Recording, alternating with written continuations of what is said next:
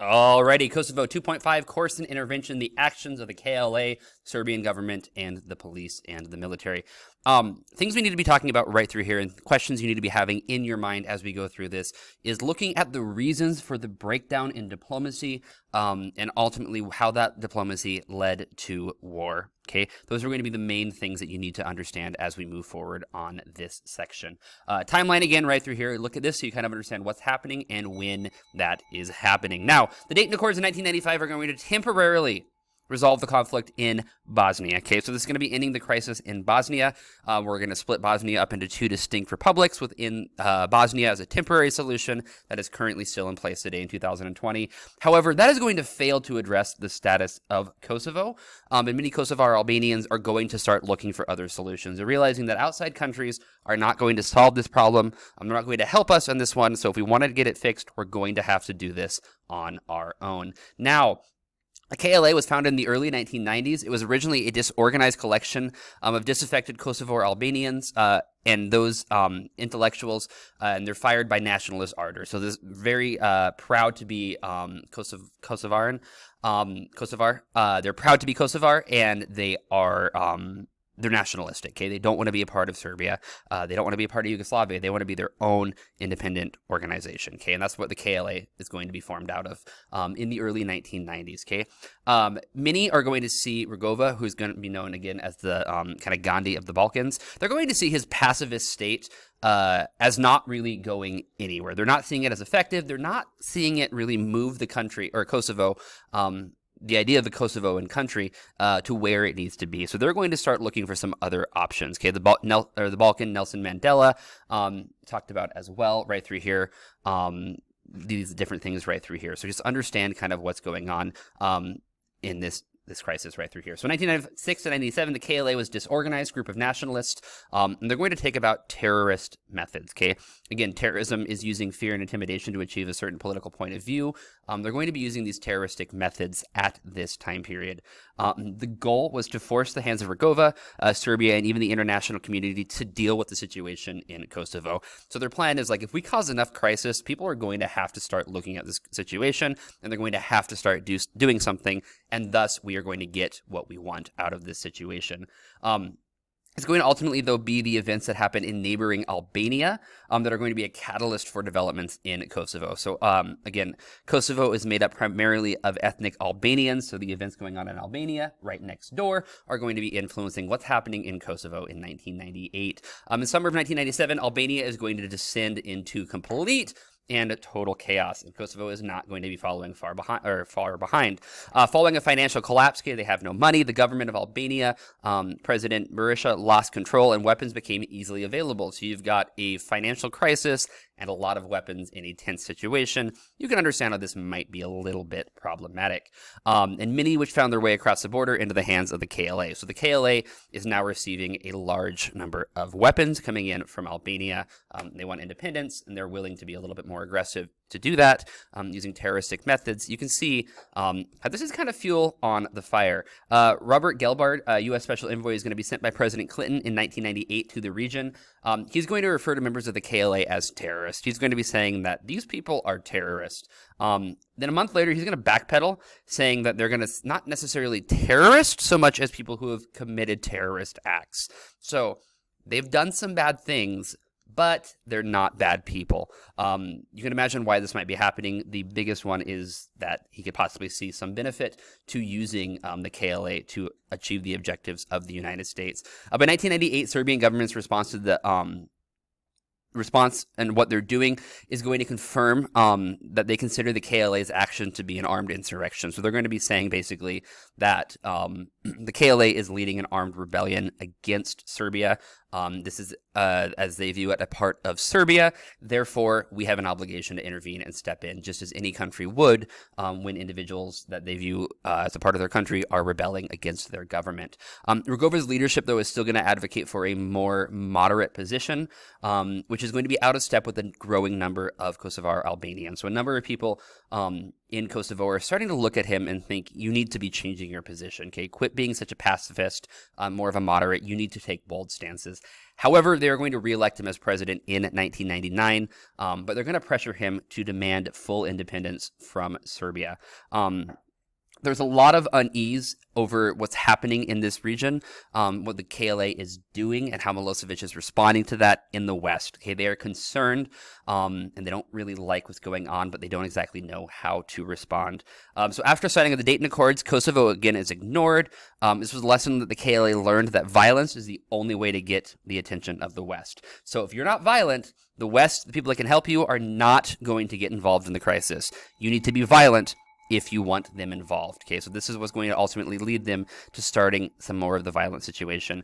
Richard Holbrooke, as you can see him right here, the man with the tie, is going to be the U.S. government's chief negotiator. He'd been involved in the peace agreement at Dayton and in earlier crises in Yugoslavia. He's going to be sent to Belgrade, and he's going to talk with Milosevic. And he's going to basically say, like, here's what's happening, here's what you need to do, we're going to try to find peace.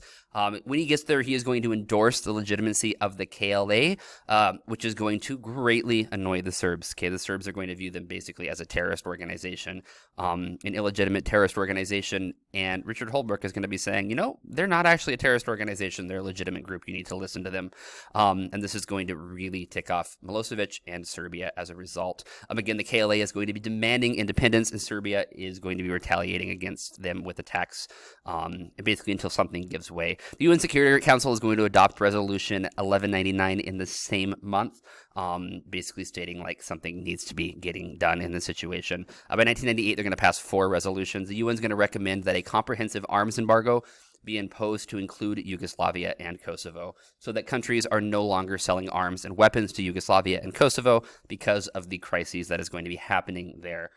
It's going to be getting bad. They're going to be starting war. Quit giving them weapons so they cannot fight. The situation is going to deteriorate and is going to be considered a threat to the peace and security of the region. So basically, the Balkans are on unsteady ground at this point.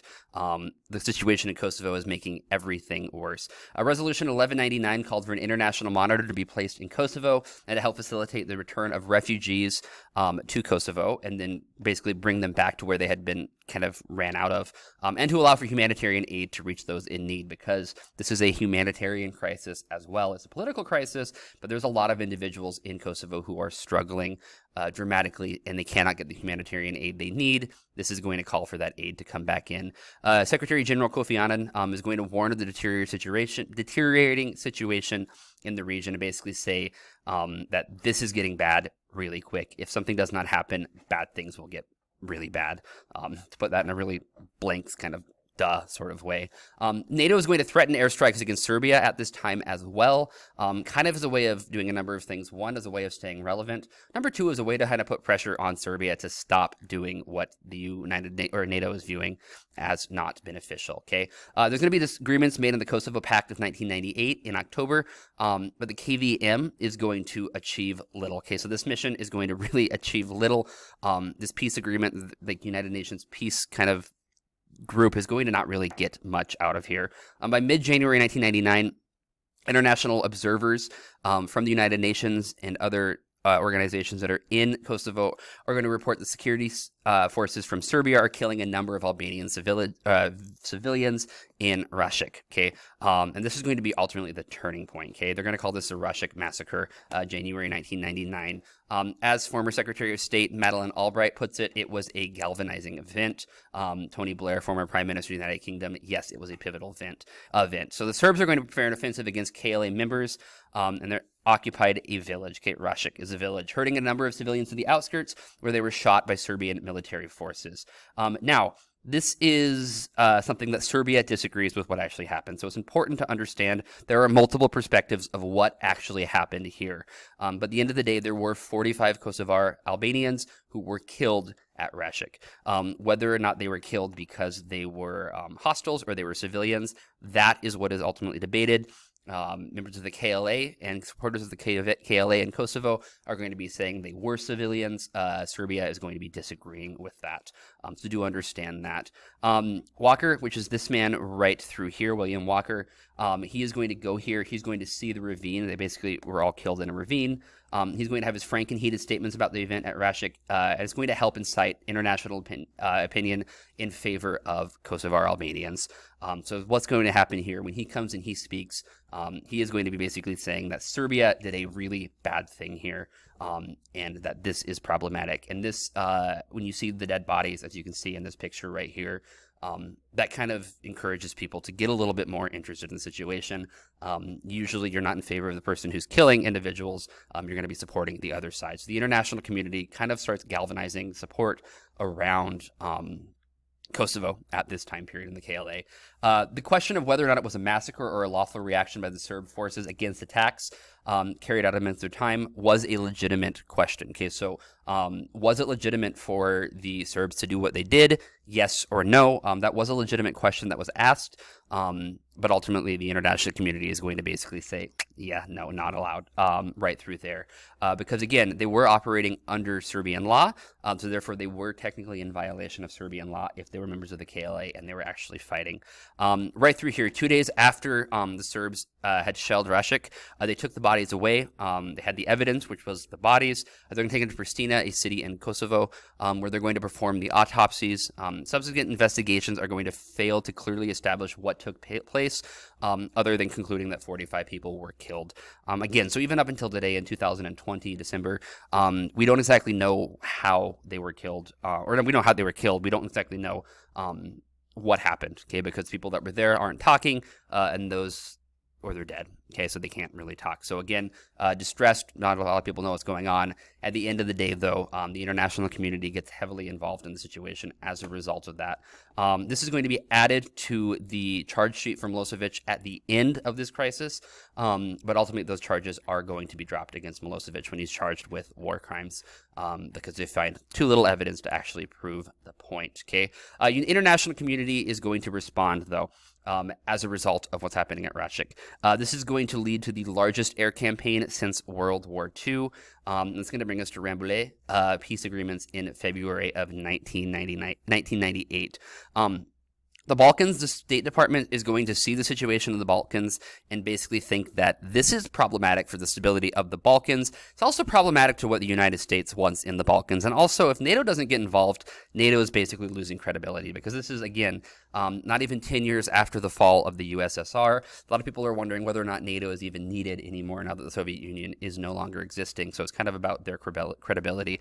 Now, they're going to meet at the French Chalet in Rambouillet, which is probably butchering of that pronunciation, but I don't speak French. Okay, so it's outside of Paris. That's a picture of the chalet, hence why it is called what it is called right here. The real decision makers in this crisis were not in the chalet. They're still in Belgrade, Belgrade, Serbia. It was not going to be easy to persuade the two sides to agree on anything, and that was quite obvious from the start. Some people argue that the whole process wasn't really a peace agreement at all, but simply as the West, primarily NATO allies and the United States, looking for a way to get involved in Serbia. So basically, it's like, how can we get involved in this situation? What can we do to make it look like we tried, and then ultimately go into a bombing campaign? For the Serbs, this was still a domestic issue concerning stuff going on within their own boundaries. Kosovo is considered an autonomous region in Serbia. They're like, this is part of our country. Why the heck do you care what's going on right in here? Our country, let us run our country. You stay out of it. They do not like this. Okay, at the agreement, they're going to try to allow NATO observers to come in. Serbia is like, you cannot do this. This is part of our sovereignty. We are a sovereign nation. We're not signing this. You're not coming in. This is going to ultimately anger the Kosovars right through there. Serbia is essentially being controlled by the policies of one man, Milosevic, so that is important to understand at this peace agreement. Serbia is doing one thing. The Kosovar Albanians are going to have a delegation, and they're not really all on the same page. So you got a number of individuals right through there really going against one individual in Milosevic. The United States government is going to clearly state that Albanians had to sign this agreement. Basically, you need to do this, and if you don't do it, there's going to be major problems, and we're not going to support you, so flip and do it.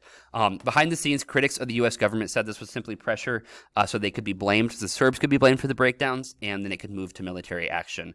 So again, this belief that this whole thing was set up by the United States and NATO simply to give them an excuse to use bombs and weapons against Serbia.